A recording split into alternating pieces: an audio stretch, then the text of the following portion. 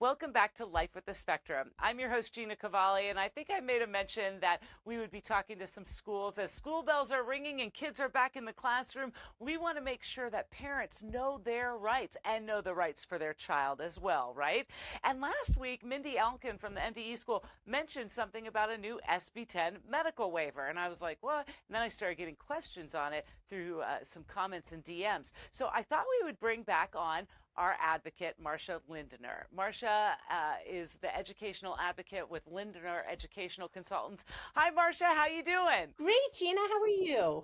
I'm so great. It's nice to have you back on the show. And as the school bells are ringing across the state of Georgia, now IEP meetings are kind of getting set up, and we're kind of going through and making sure everything is the way it needs to be and everybody's rights are protected.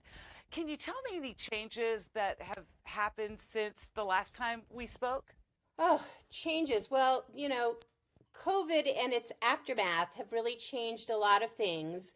Probably most significantly has been teaching staff. We've had lots of teachers who were close to retirement age who have retired. We have teachers who have gotten sick or afraid of getting sick who have left the teaching profession.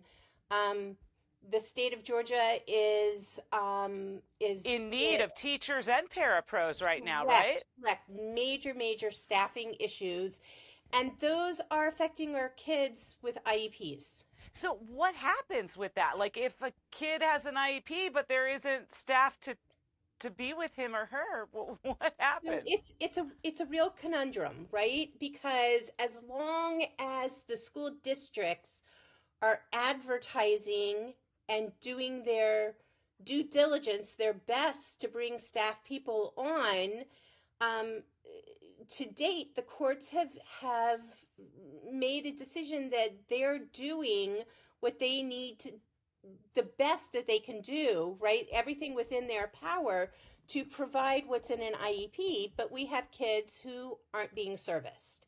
So, really, families have a couple of options, right? They can take the legal route, which can sometimes take 2 or 3 years, does not always end up in their favor, but in the meantime, their kid still is going with services not being provided, Right. or they can work with their teams and try to be creative and sort of go out of the box. I'll give you an example. I have a child in a school who is supposed to have a parapro, and the kid has had some major issues, some major behavioral meltdowns, because that person hasn't been there to provide the one-on-one.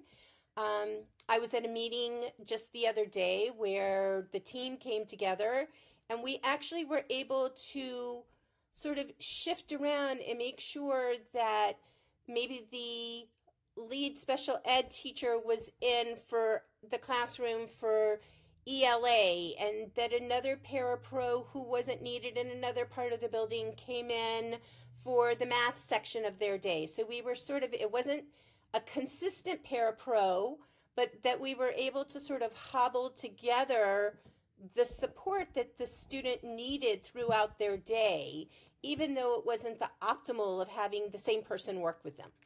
And that's what you do. You go in and you sit with the parents in these IEP meetings, which can take forever. Some are short and sweet, right? 2, 3 hours. And then some are like multiple days. They can be. I'm finding that more and more schools, my meetings are taking multiple days because the schools don't have an hour and a half, 2 hours, 3 hours to sit, because they're trying to make these meetings happen during the grade levels planning period because they don't have coverage for those classes.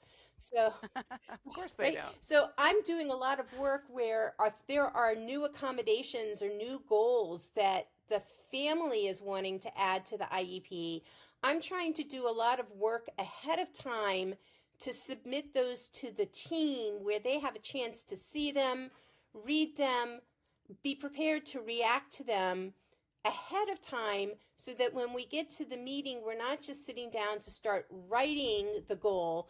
it's already there, and we're then just wordsmithing or tweaking it based on maybe a new piece of data. Sometimes there's new testing that has happened, or there's classwork that's happened in the past 2 or 3 weeks that shows, oh, this child has really learned 18 of their sight words, not 10 of their sight words. So sometimes there's some tweaking on what's going to show mastery, but the bones are there so that we can try to get everything in that 45 minutes or that hour time that the school has allotted. Welcoming back onto the show, Marcia Lindner. She's an education advocate with Lindner Education Consultants. When we get back, we're going to find out a little bit more about a child's rights and what happens when an IEP isn't followed. Stay with me. Hi, I'm Lear Gilmars. Thanks to our friends at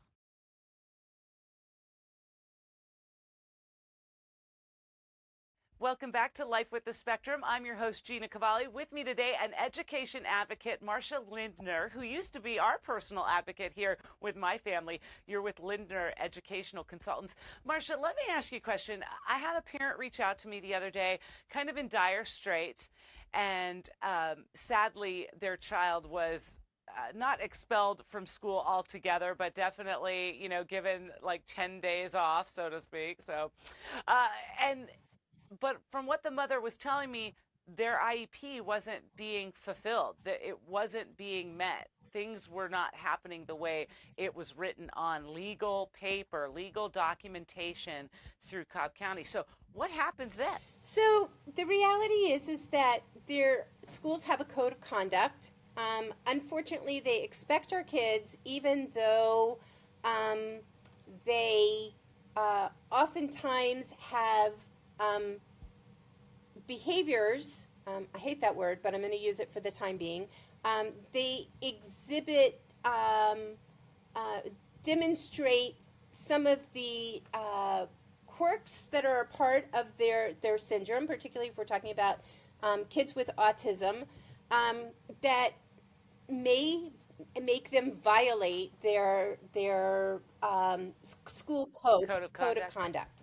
If that happens, if they have a BIP in place, oftentimes a meeting with the principal, a review of the BIP, sometimes families can get a principal to back off if that BIP has been ignored, not followed. But ultimately, schools do have a right, even with our kids with protections, to suspend a student for up to 10 days. And after 10 days, the school must hold a manifestation determination meeting.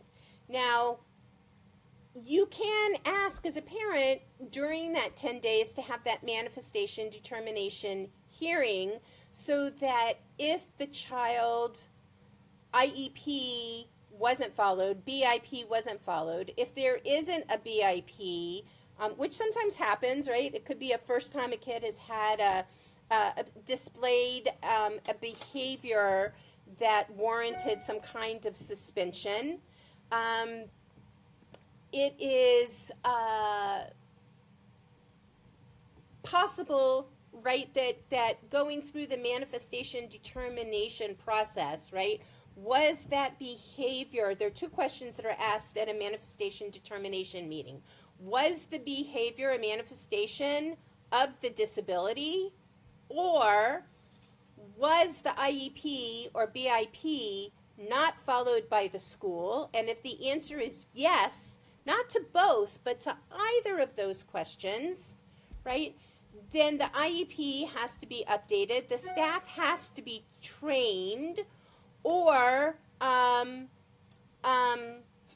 the child goes back to that place, to that placement, to that school, and cannot be suspended anymore that school year, or receives compensatory services if the suspension exceeded those 10 days, meaning that the school has to figure out how they're going to make up the work that was in the services that were missed. It seems like a lot of layers to that onion, which is why it's so important to have Marcia or any other advocate on your side when you go into these IEP meetings and reviews. And sometimes they often happen twice a year to make sure you're ready for the next school year. And then you get a little change going once school has started and everybody's kind of, getting more comfortable and back into their routine. Now, something that was brought to my attention based on an interview I did last week with Mindy Elkin, who owns the MDE school, was the SB 10 medical waiver. This is something, I guess, fairly new to Georgia for families who don't already get SB 10 money. If you were moving in state, do you know anything about that, or can you care to comment on that? So I know a little bit. It's a little bit out of my wheelhouse, but sure, I can tell you a little bit. The first thing I want to say is that SB 10 is kind of an old name, right? Okay. It was the original bill that set up the scholarship. It's Senate Bill 10. The actual name of it is the Georgia Special Needs Scholarship.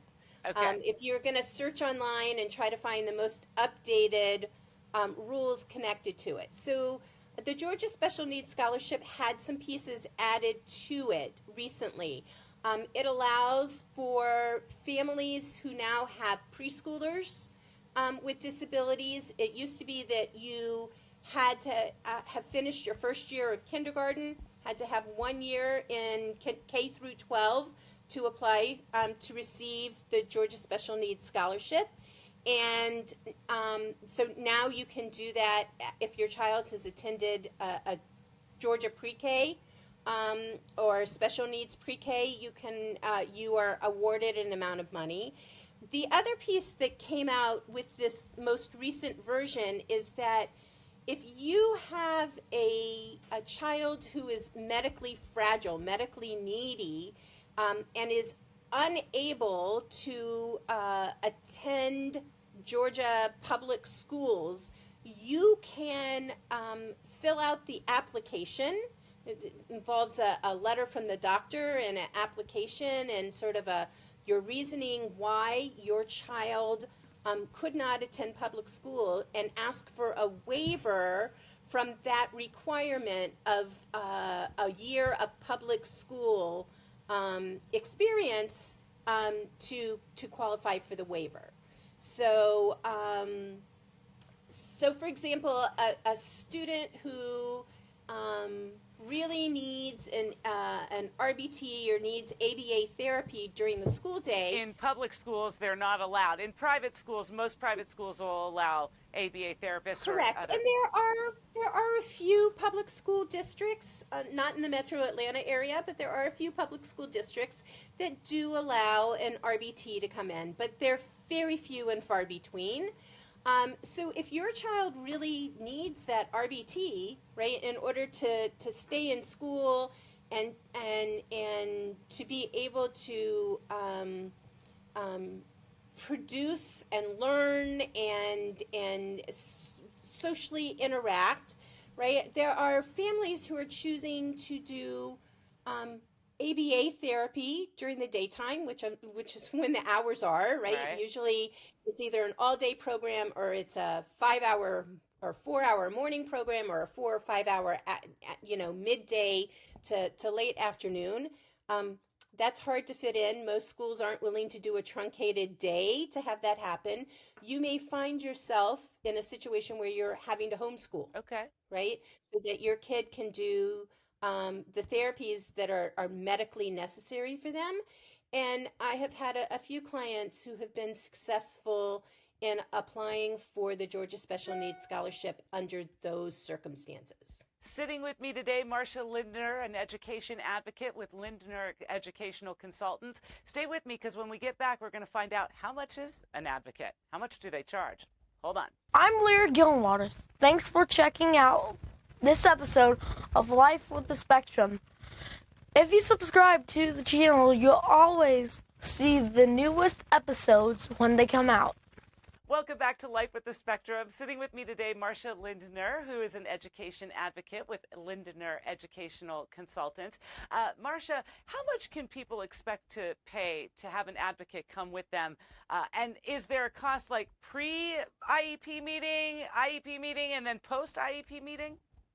So the world of educational advocates and special education advocates it's not a licensed industry. There's not a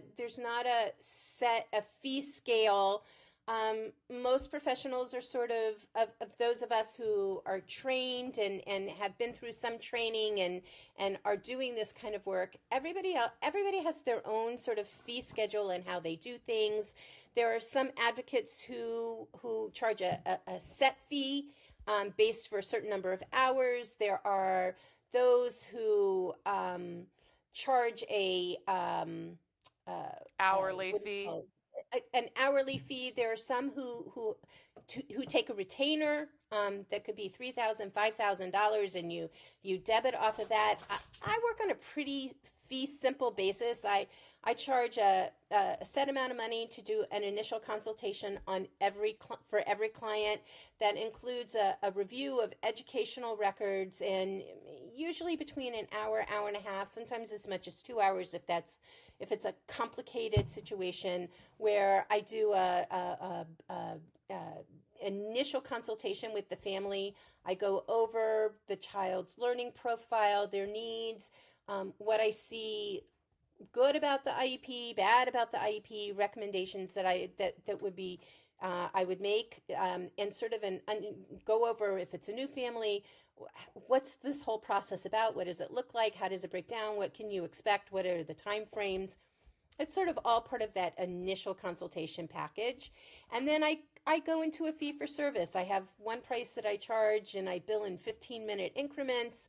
Let's put it this way. Okay, so what would you say is an unfair price? If somebody was asking to get an advocate and they didn't use you, and you heard $1,000, would you say, hey, I would maybe look at somebody else? If you talk to, what would you say is the cap that people should be paying?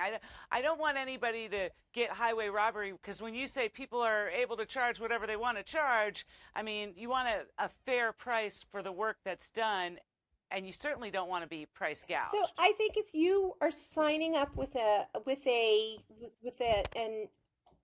advocate, and you're doing an initial sort of get to know me, here's my kid, look at my records, maybe, going through the writing of parental concerns, which you should write for every IEP meeting. That's your voice. Legally, it goes on paper and put into the IEP. And attendance at an IEP meeting that's, let's say it's a 2-hour meeting, you should probably not be paying more than $600 to $750 for something like that. So that kind of gives families good price ranges then to what to look for. So anything like $1,000 or less, you're in a fair market value and you're going to get the best service for your money. Anything maybe over $1,000, there might be special circumstances there, but certainly you want to look, towards that kind of money mark. Marcia, how can people get in touch with you? It's really easy. They can either give me a call at 404-316-0591, or they can look for my website, which is Lindner, Lindner, educationalconsultants.com. Wonderful. Marcia, thank you so much for being back on the show. And as school bells are ringing and kids are going back, I know that you're a very busy woman. So thank you for taking some time out with me today. Always my pleasure. Always great fun to talk to Marcia, because she knows your child's rights and she's there to protect them every step of the way. I cannot tell you how important it is. You think your kid's school is great, and you go into the IEP meetings alone and you think, okay, everything's okay, and then something's not okay. And that's where you call people like Marcia Lindner in to go in and help you protect those rights of your child and really get that IEP or the BIP or everything in place for the coming school year. So right now, as people settle back in, more and more people are calling Marcia, and you can reach out to Lindner Educational Consultants online as well and give her a buzz.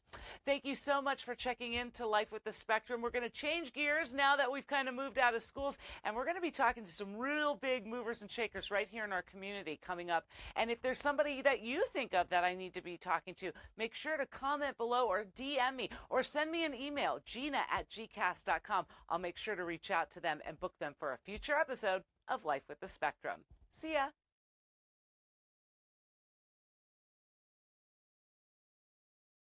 Bye.